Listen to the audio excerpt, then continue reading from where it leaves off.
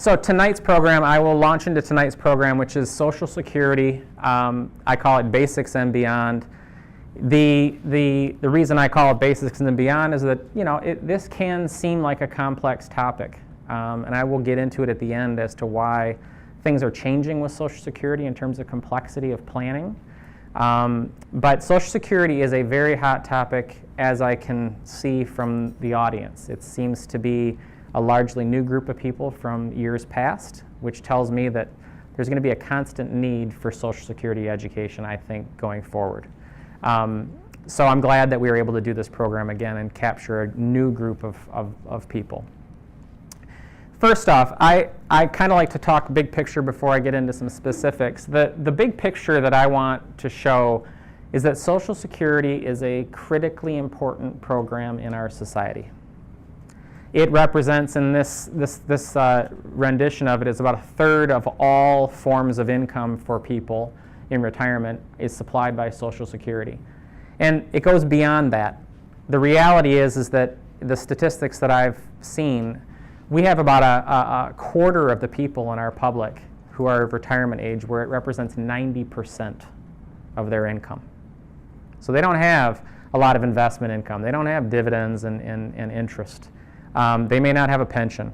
Social Security represents the vast majority of their income, up to 90% for a quarter of us.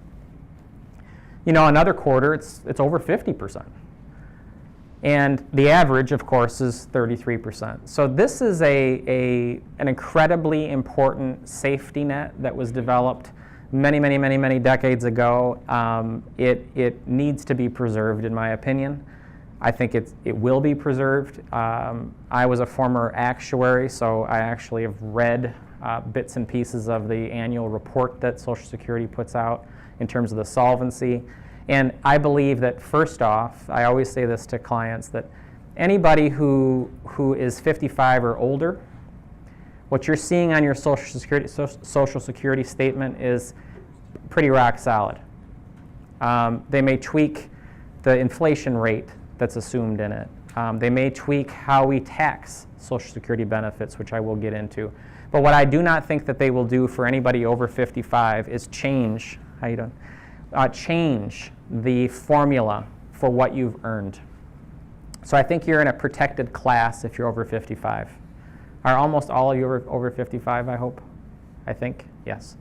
Okay, so I don't think you should have a concern in the near term about the solvency of Social Security or whether they're going to change the game on you. And there's a reason for it. You're within a 10-year time frame of actually depending upon this income in some form or another, whether it's a large chunk of your income is going to come from this or a smaller supplement. The reality is I don't think they're going to change it on you within that 10-year time frame. It's people in my age bracket and younger where we actually have to think about Social Security changes and factor that into our overall financial plan.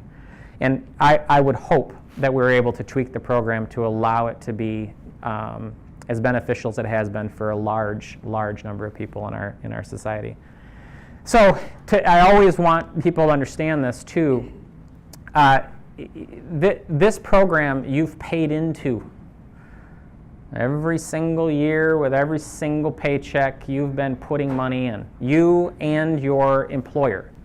I do always say this as well. The employer contribution part, I think it's somewhat of a fallacy to think that your employer put the money in. The reality is they've paid you less in order to afford their half. And I'm an employer, so I'm not talking smack about employers. What I'm trying to say is, in the end, it all has come from the employee putting the money in, one way or another, through negotiation or not. And the total right now is around 12.4%. It's this lower section called Old Age and Survivors Insurance. That is the official name for Social Security. And it's 12.4% of your wages. And it's grown. You can see that actual contribution by the employer and employee has gone up and up and up over the decades, and it has flatlined, of course, over the past 20 or so years. That increase that happened since 1980 really came from a major revision, which we'll see some of the fruits of that revision later on in the program, where they increased the contribution rate into Social Security, and you all experienced that increase as the years went by. But this is an entitlement in the sense that it's not, entitlement's become a bad word. The reality is you are entitled to this benefit because you put this money in. So I don't think we should ever let anybody swing the word entitlement to mean something negative. It's my opinion, especially in this case. How has your benefit, or how is your benefit being calculated? I do like people to see the big picture on this, and I won't get into too much detail. But what I will say is this. To qualify for benefits, you had to have worked 10 years. They break it into quarters of certain amounts of earnings, but effectively it's 10 years of work. You then are vested in the program. And they look at your 35 highest earning years in your career. So, when I do the math on that, a person might start working at 15, 16, 17 years old. Let's make it 20 for fun. They're retiring around 65, 40 plus years, let's say 45 years of earning. So there's a record of your earning, 45 of those years, but by the time you get to your mid-60s, they're going to throw out the lowest 10. So you might be someone who is a stay-at-home parent. You might be somebody who earned a lot less for a period of time when you were a student. There could be an unemployment period where you physically were unable to work. Whatever the reason is, you've got 10 years or so of your whole career where they just pitch those low years out of the equation, and what's left behind are your 35 largest years. And if you worked fewer than 35, they're going to divide it by 35. So if you have some extra zeros in there, it's going to bring your overall earnings history down. The whole goal of this is to take a look at all those 35, so all these blue lines, and it's going to adjust each and every one of them to put them on an equal playing field in terms of the earnings power. So I'm talking about inflation-adjusted numbers. So when you were 25 years old and you had a fantastic year, and when you tell somebody about how much, and you're 60-something years old now, and you say, I made $18,000, it was a huge year, and the kid laughs at you. That $18,000 in 1968 feels a heck of a lot different today than it did in 1968. So we're going to adjust it up with wage inflation, and it's actually going to be a pretty good number. Well, we're going to add up all of those inflation-adjusted numbers, and we're going to come up with your average earnings over your entire lifetime. That's the basis for figuring out how much your benefit is worth. Two key points. I want everyone to know that there are some people among us that make way more than what's called the cap. And the cap at this point is anything over $130,000 or right around that. You're not paying in on the wages above that. And you're not going to get a benefit on the wages above that either.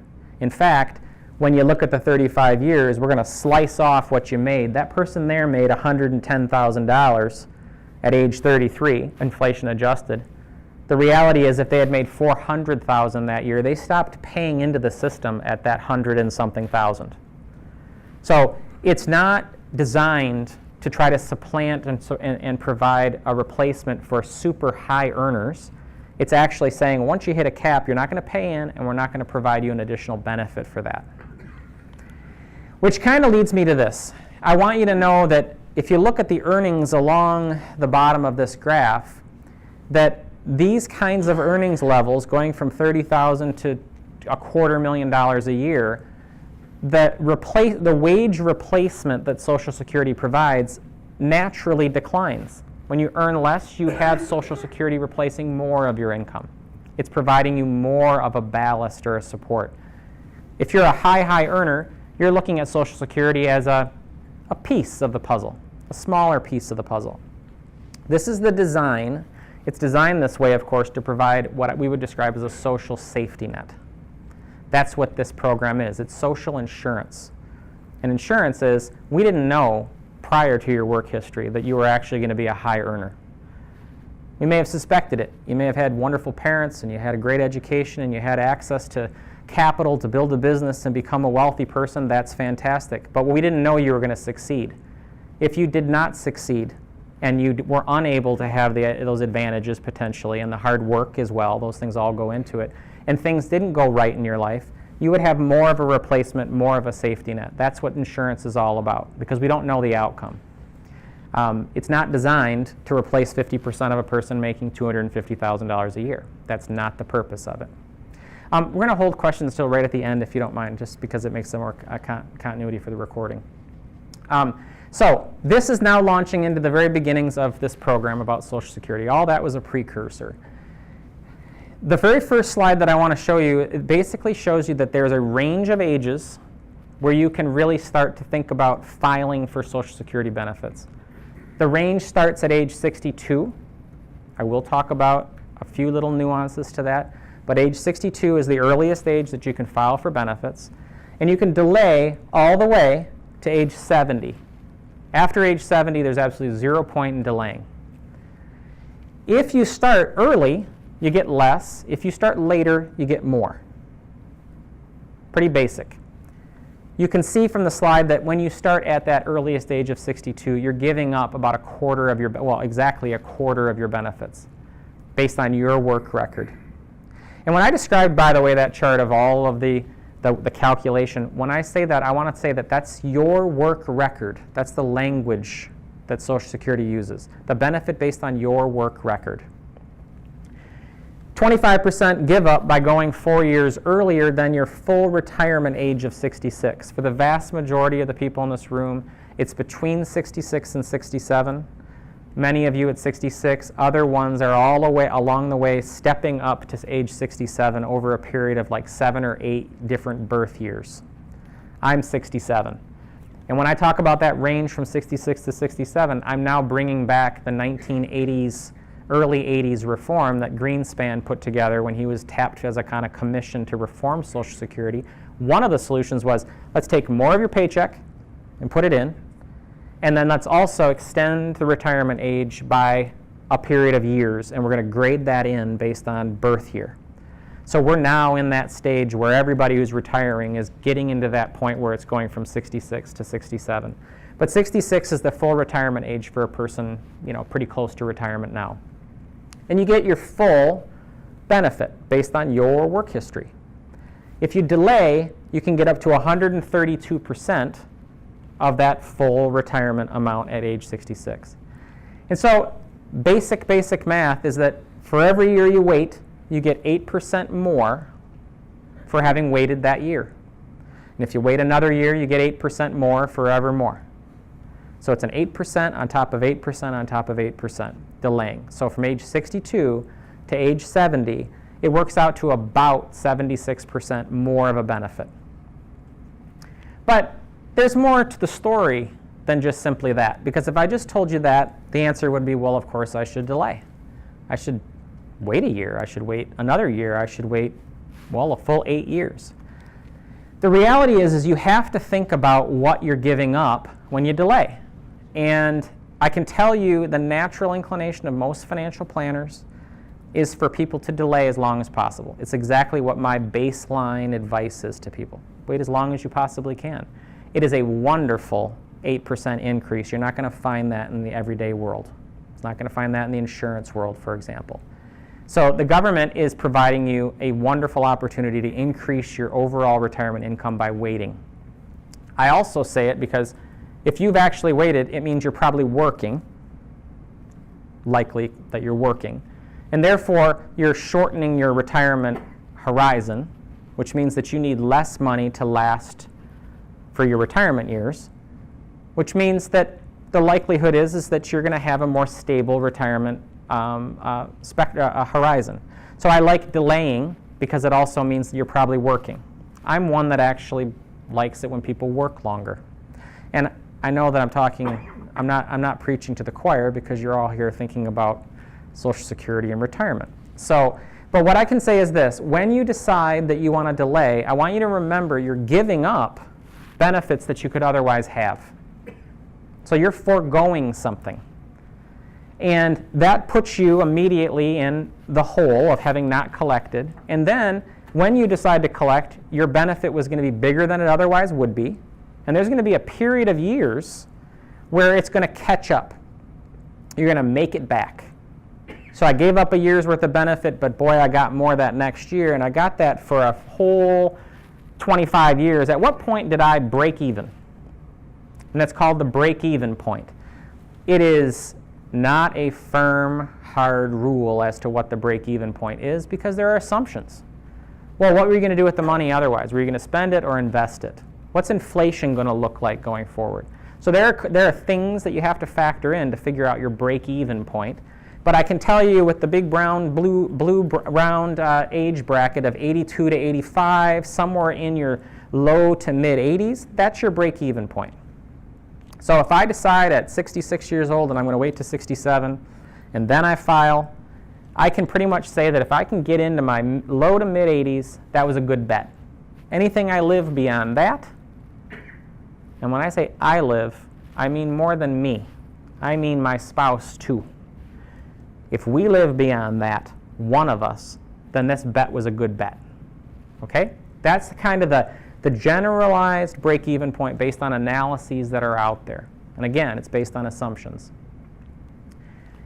So let's talk about the benefits of delay for married couples, because I alluded to that just a second ago, and it's an important aspect.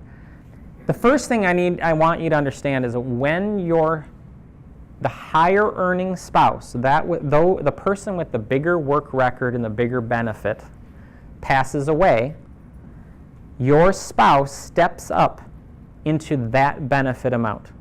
They get 100% of what their spouse was getting if their spouse was getting more.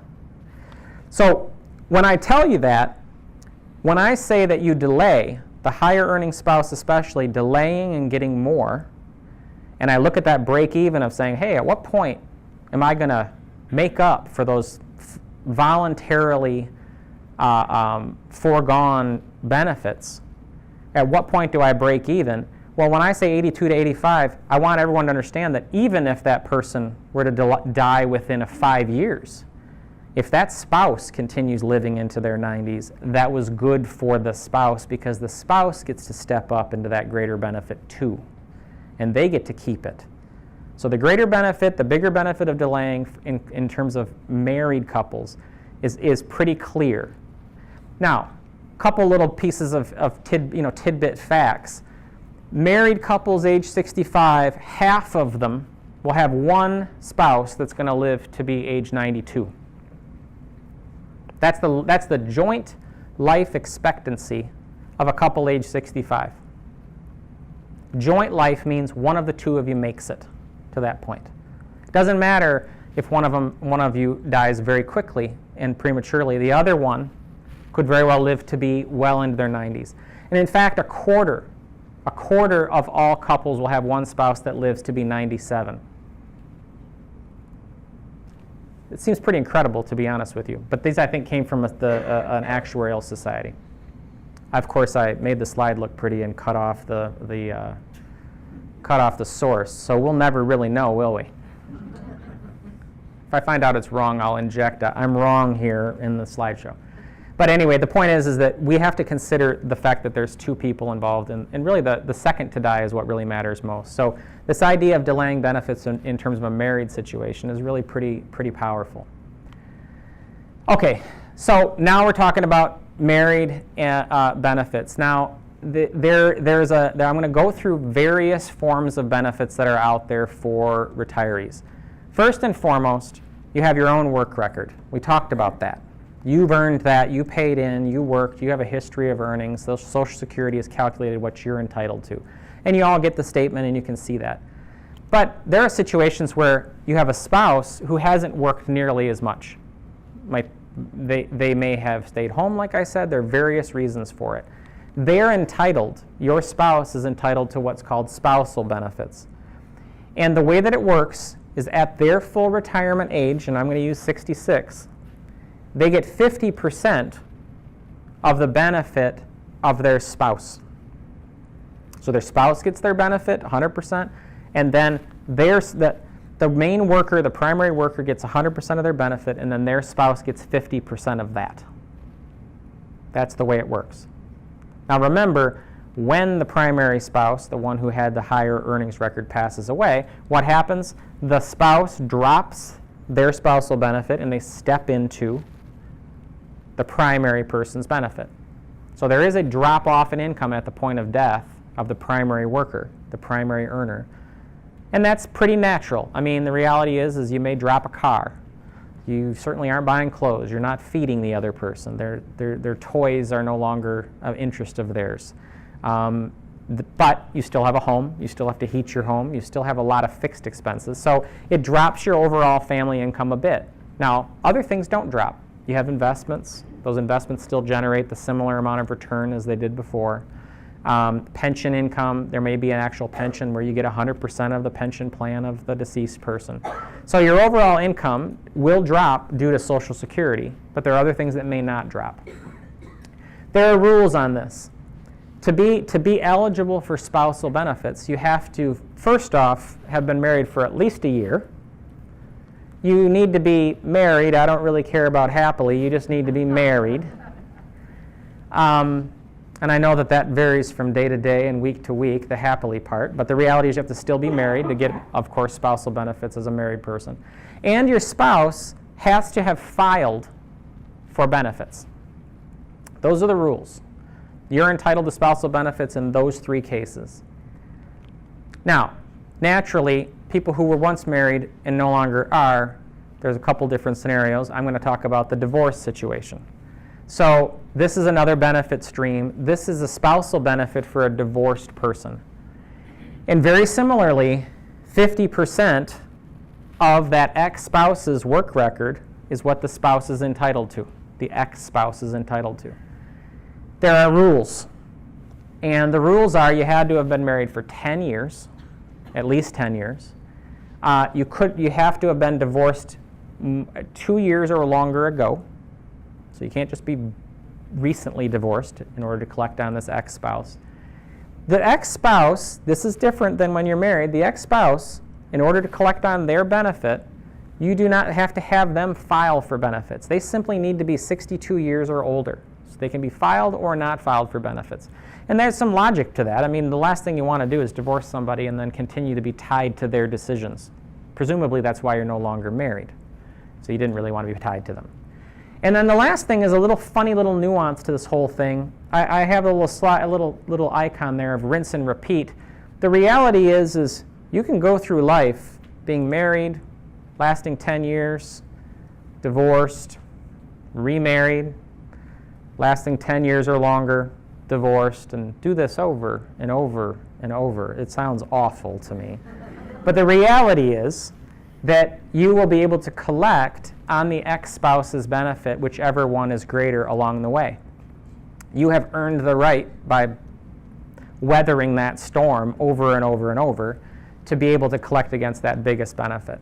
So this is the divorced side of things, which is a formerly married situation. So those are the main criteria right there. I want everyone to understand that similar to what I showed before, at age 62, you will face that 25% reduction on your own work record if you go early. And if you're depending on the spousal benefit, meaning you didn't make a lot but your spouse or your ex-spouse did, or made enough, that their 50% exceeded your own benefit. So that kind of gives you a relative comparison point. Your own work relative to 50% of your ex-spouse's. If you're depending on the spousal benefit and you go early and file, you're going to see about a 30% reduction. So there's a slightly different bit of math in terms of that reduction that you would face. Okay, now I am going to talk about something that may not apply to most of you, but it may apply to some, and it certainly could apply to a lot of viewers and listeners. So I first off want to see a show of hands of people here who were born on or before January 1 of 1954. Okay. Y'all look a little older than the other group that didn't raise their hands. Maybe that's what it is. Especially Phil. Oh, okay. So the people who were born on or before January 1 of 1954, it means that you turned 64 prior to the end of last year. So at some point in 2017, if I'm doing my math right. 64. You have an option that other people don't have who are younger than you. It's called the ability to file a restricted application. So we talked about your own work record, and we talked about spousal benefits. And a restricted application allows you to file at age 66, limiting the scope of the benefit that you're going to be receiving by simply saying, I want to receive my spousal benefit based on my spouse's work record, and I want my own benefit to be continuing to grow all the way to age 70 if you chose. So it allows you to tap one of the two streams and allow your own to grow. This group right here that is older, on or before January 1, 1954, there is another group of people who also have retained the right to have a restricted application, and those are people who have been married and had a spouse die. So we're talking about widows or widowers. They also have this ability to file a restricted application, and I'm going to go into a little bit of detail on that. So let me talk to you about the benefit. You see the benefit of it in the sense that if you go in at 66 and file on spousal benefits on your work record of your spouse, that allows you to earn something on your money, earn some benefit while your own benefit continues to grow that extra 32%. I will say to you, maximizing and optimizing Social Security is not something that a professional should do on the fly at the Q&A section. I will be able to answer questions about it and give you some general guidelines on things and help you think things through. But the reality is, when you sit down to optimize it, specifics about your life would have to be clearly taken into account. In addition to that, there are things that are very specific to you. For example, if we're talking about a question of mortality, how long will it take me to break even on this decision to delay? I have no idea what your family history is. I have no idea what your health practices have been. I have no idea what past health issues you've had. Your mortality may look very different than the averages. You may have a very long life ahead of you because of just luck in terms of genetics, but you also may have limited years because of all various circumstances. So it's the reason, and I believe this is the truth, it's the reason that Social Security doesn't give guidance on your filing decisions. Because the last thing that they should necessarily be doing is guessing about all the different variables that would come into this equation. And it is a personal choice. And when you make the choice, you can be wrong. You can turn out to be wrong. The reality is, on your deathbed, you're probably not going to be, pounding the table about how you wish you had delayed or not delayed. In addition to that, it's a financial consideration. I don't know what you need and what you don't need to run your life and to fund your life. So to delay is to say, well, mathematically, economically, this makes sense. The reality is, does it make sense personally? Is there something that you are going to defer and delay in your life that was going to be highly meaningful? So now we're getting to life planning questions. And those are real. They may be touchy-feely, but they're absolutely as valid as anything else. Okay? So restricted application is not for everybody. Only those who raise their hands would actually even have the ability to do such a move. I'm going to get into some things they changed over the years because I find it, as a professional, quite interesting how this whole Social Security analysis is changing year by year by year. And it's because of changes the government made in November of 2015. In the dark of night, literally, they changed the rules, and it actually spurred my very first presentation on Social Security. Okay, I'm going to go into widower benefits or survivor benefits in more detail because this deserves some extra time. First off, survivor benefits, it's the same as before. You're married, your spouse dies, you step into their benefit, you receive 100% of their benefit. The classic one is that we're both retired, we're in our 70s, my spouse was a high-powered attorney and made a lot of money, and I was a stay-at-home parent, and then he or she died, the high-earning spouse, and the other one steps into this benefit, and we're all in our 70s, and it makes total sense that that was the point. And delaying was beneficial for that surviving spouse. Well, you know, there are other types of survivors, those who were married for at least 9 months, where the worker, the primary worker, the one that died, the deceased spouse, worked for at least 10 years and earned a right to have a Social Security benefit. And then they passed away prematurely, way prematurely. This survivor has the benefit of being able to file beginning at age 60, so 2 years earlier than the earliest I showed before. This is a very particular case. Age 60 is the beginning of widower benefits if you choose to file at that early point. And you can file a restricted application that says, I just want to receive the benefit that I was going to get from my deceased spouse. And that actual benefit's going to be, and I'm 99% sure, so I always say that when I'm not 100% sure. I'm pretty close.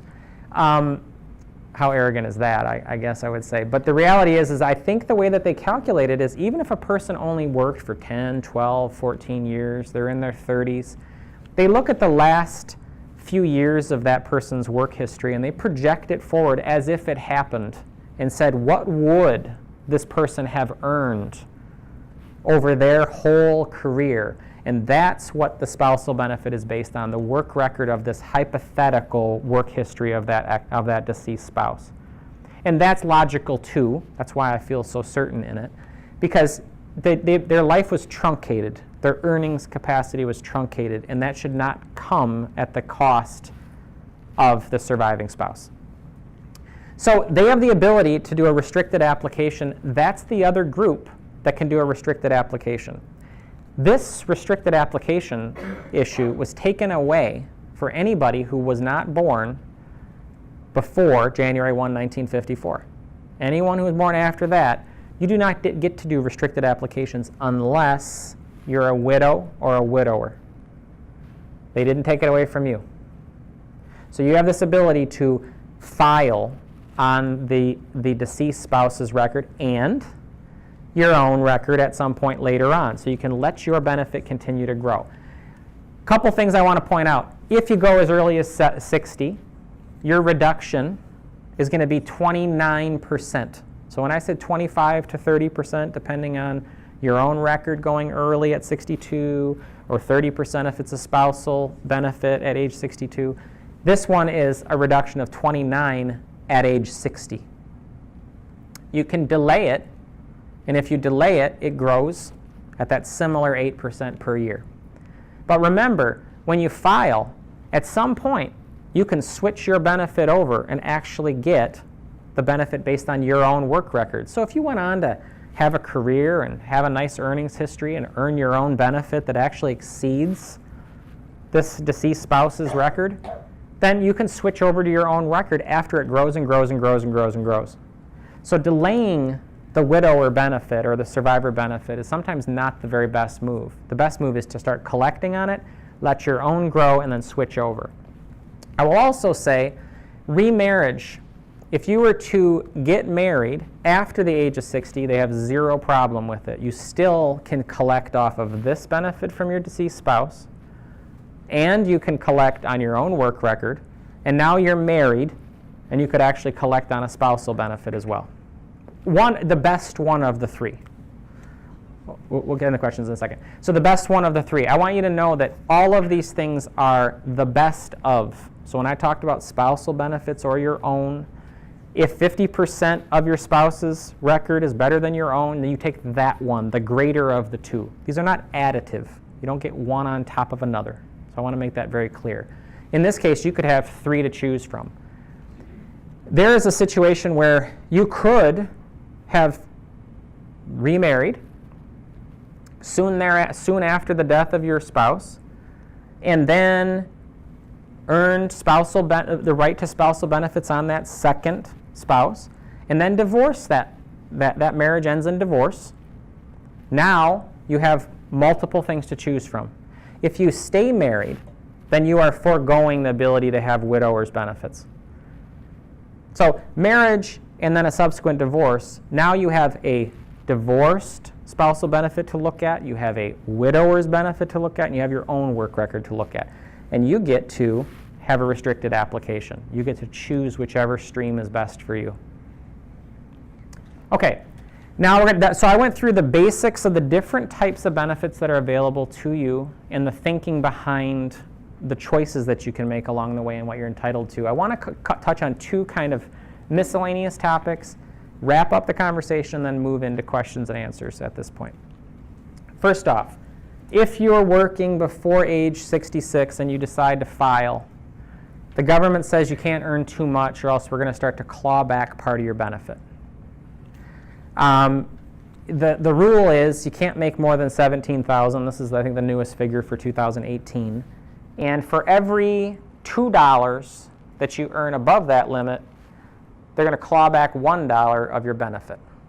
So I haven't done the math, and I think I read it. I think it's somewhere in the range of once you make around $40,000, you could have, it could very well be, depending on your benefit level, strip away the vast majority of your benefit completely.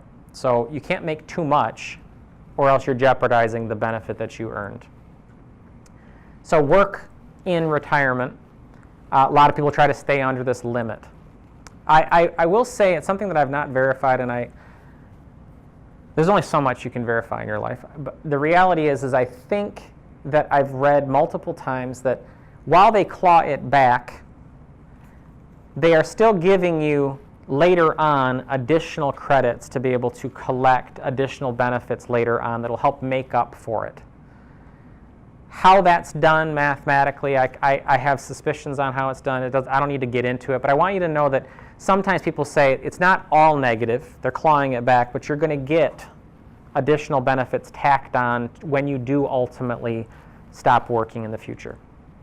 But this is a concern for a lot of people who decide that they want to retire early, they start to collect, and then they find that they find some job that actually pays them more than this. Then they need to recognize that they're going to be clawing back some Social Security.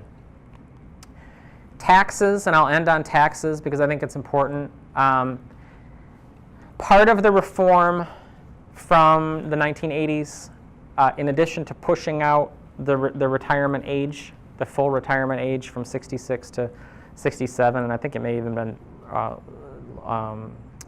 lower than 66 at the time, and then also increasing the contribution rate, of course. They decided to do something that's highly controversial. They said that we're going to actually, for people who make too much money or other forms of income, we're going to start to actually consider Social Security taxable income. So there's a perverse nature to that, of course. You've put money in, it's your money, they've held it, they promise you a benefit, and that was money, of course, that was taxed, and then they're going to tax it again when you receive it. The reality is they needed money, and they decided to take it from those who had other things in their life work out well. They saved, they're invested well, they had good educations, whatever the reasons are, they decided that those people could afford to have some of their benefit taxed. Only up to 85% of it is ever going to get taxed. I won't go through the numbers, and I will tell you that the calculation is based off of an idea of a thing called provisional income. And it's all of your income sources outside of Social Security plus half of your Social Security. You add up that income. Once you hit certain thresholds, it goes from not taxed at all. It's around $20,000. I'm using a ballpark number. Not taxed at all if you have income. Between that, $20,000, $25,000, and $35,000, somewhere in that range, a portion of it becomes taxable, around 50% of it. Then up to 85% becomes taxable to the total cap of 85%. So you'll never ever look on your tax return and see more than 85% of your benefit ever being taxed as income. So I always end with this, and these are just a few examples. When you think about it that way, be cognizant of the fact that you may decide to do what's called a Roth conversion. So your CPA sits down and talks with you and says, hey, your income's pretty low this year, you're in a lower tax bracket than typical, I think it's a great opportunity for you to take some of your traditional IRA money and convert it into a Roth IRA and voluntarily pay tax on that conversion amount. Goes from being taxed in the future, or taxed right now, to never being taxed again. So it's a pretty powerful thing to get to a Roth IRA from a regular IRA, but you have to pay tax to get there. And it's putting income into your tax return. Well, I just want you to be aware of the fact that you might be in a low bracket when you start that analysis, but when you look through and you realize that, wait, I put income into my tax return on purpose through this Roth conversion, and now I've pushed up my provisional income, and now all of a sudden I'm getting taxed on my Social Security and I didn't even know it. A good CPA is going to understand all of these moving parts, but if you're doing it on TurboTax and you're thinking about yourself, this may be something that you should be aware of the fact that there are multiple effects that happen when you do one thing when it comes to taxes. And one of the things you concern yourself with should be the fact that we have a portion of your Social Security goes from not taxed to taxed, just because you did one thing about a Roth conversion. Same thing with capital gains. This one actually is somewhat more interesting, I think. The tax code, even the new one, allows for you to realize capital gains, and if you happen to be in a tax bracket that is the 15% tax bracket or lower, so for a married couple we're talking nearly $80,000 of income, if a portion of that taxable income is made up of long-term capital gains, the government taxed that at 0. The new tax rate is 12%, not 15%. But if you're in that same $80,000 joint income as a couple, and a portion of that income is capital gain, it's a 0% special tax. It happened back in the Bush II era, and it's stayed ever since. Recognize that if you decide, oh great, I've got room in that lower bracket of 12 to 15%, depending on the year we're talking about, I'm going to take capital gains because I'm not going to pay any tax on it. And you don't realize, oh my gosh, I'm pushing income through. It's now it's called taxable income. Now my Social Security became more taxable. So don't ever forget that when you do one thing, it might affect your tax on Social Security. So it wasn't a freebie. It was partially changing the nature of your Social Security benefit. And lastly is another form of Series EE bonds, for example. People store these up, they hold them for years. Fewer and fewer people are doing this, obviously, but that this situation can affect your income too, because all of that income, oftentimes, you've been deferring the income to the point where it matures or you get rid of the bond, you redeem the bond. So you didn't pay income on it all along the way. It built up and up and up and up in value. Now you go and sell it. You push a bunch of income through your tax return, pushing up your provisional income and causing your Social Security to get taxed. So these are 3 examples where you just need to pay attention to the idea that some of my Social Security may actually become more taxable as time goes on. So I'm going to close with a really short summary of what's interesting to me as a professional. 3 years ago, it wasn't quite 3 years ago, 2 years and some months ago, in November of 2015, Congress, literally at like 2 or 3 in the morning, decided to, and it was part of a much broader bill, they decided to take away what they described as techniques to optimize and game the Social Security system that typically were benefiting those at the higher income level. Clearly they had advisors, those people. B, they could delay for longer, which means they had more income from other sources. They had the ability to earn income for longer. These people were singled out as they looked at the Social Security system and they recognized that, wow, look at this technique. I can be a spouse that earned some income, not a lot, but some income, so I had some benefit that I was going to be entitled to. And I had a higher earning spouse who made more than me. And we would like to delay as long as possible. And it turned out that there was a technique called file and suspend, and then the restricted application.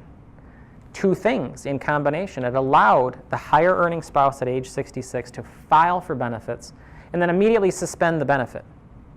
So now they've met the rule of you have to be filed for your spouse to get spousal benefits. I filed, but I've now suspended my benefit, and I suspended it to allow my big benefit to keep growing. But it allows my spouse to walk in and file a spousal benefit and restrict the application to just the spousal benefit. So they get 50% of the benefit of at age 66 for that spouse. And then they allowed their own benefit, because it's a restricted application, they allowed their own benefit to continue to grow. Now they hit age 70, and both of them file at age 70 and get the maximum benefit possible. They used the combination of file and suspend and restricted application.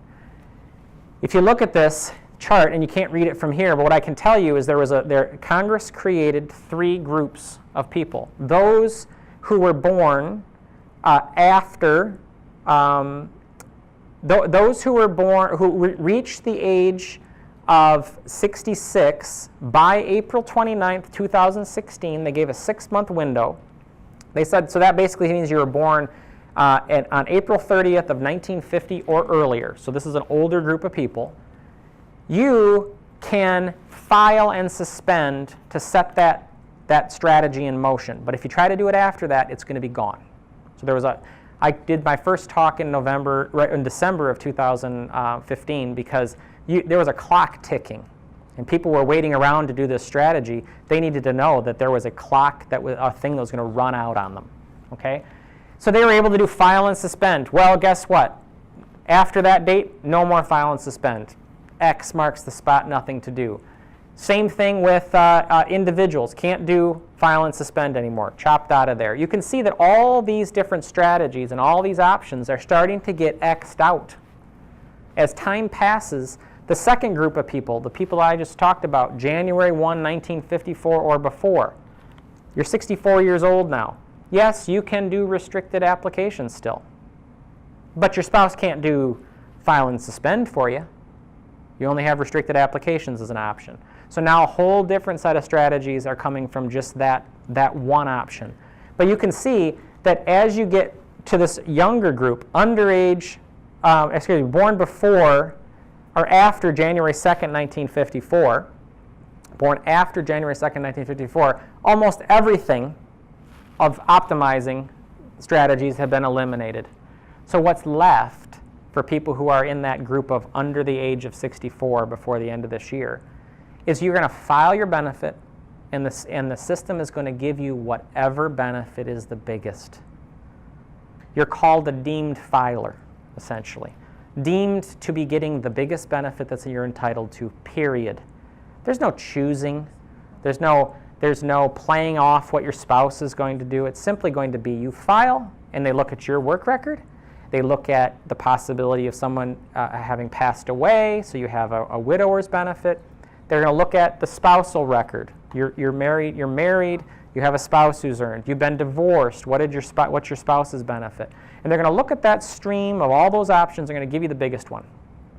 There's not going to be a lot of game playing going on. What will still be around is wondering whether should I delay or should I not delay? How does it affect my taxes? What's the best strategy for me to have the most sustainable retirement income in my life? But it's not going to be about game playing and filing and suspending. So for me, I can tell you it's fun to kind of watch the ages go up and the options get truncated down to a point where it's going to become simpler for people. And frankly, we probably, with these rule changes, affected a very small number of people. The vast, vast majority of people file at 62. They get the very least out of the program that you possibly can. And they're doing that because they need to, or they feel they need to. They're probably doing it to a degree, also justifying it by saying, the system's going under, I might as well start collecting now. That I want to dispel, but no one can predict the future. The reality is I think that we have committed as a society to Social Security in this form, give or take. So with that, I want to close up by thanking the 3 different cooperative partners, the Senior Center Network. If you have not been able to get over to the Senior Center ever in your life, you should. There's lots of wonderful programs that they do, including the Money Series. Tattle, of course, this room and the technology that we normally utilize with video is absolutely rock solid, and I'm very, very appreciative that they have chosen to partner with the Money Series. And lastly now, Leland Township Library, which I'm very excited about offering programs out there this winter. And then finally, of course, Up North TV that allows us to disseminate these programs, including this one tonight. So thank you very much, and we'll open up the Q&A.